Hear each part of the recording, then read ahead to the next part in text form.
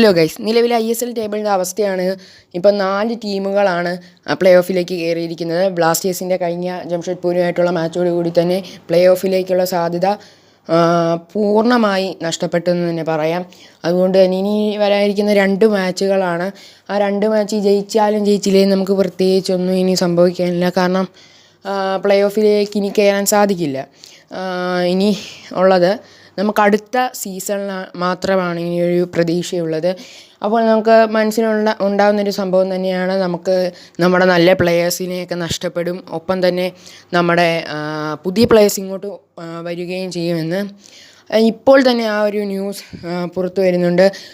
Andean Luna അടുത്ത സീസണിൽ ബ്ലാസ്റ്റേഴ്സിൽ തുടരാൻ സാധ്യതകൾ വളരെ കുറവാണ്. കാരണം അദ്ദേഹം 3 സീസൺ ഇപ്പോൾ തന്നെ കളിച്ചു.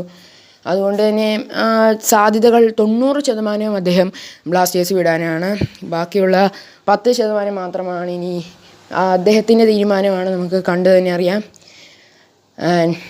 ഇതുപോലുള്ള വീഡിയോകൾക്കായി ചാനൽ സബ്സ്ക്രൈബ് ചെയ്യുക.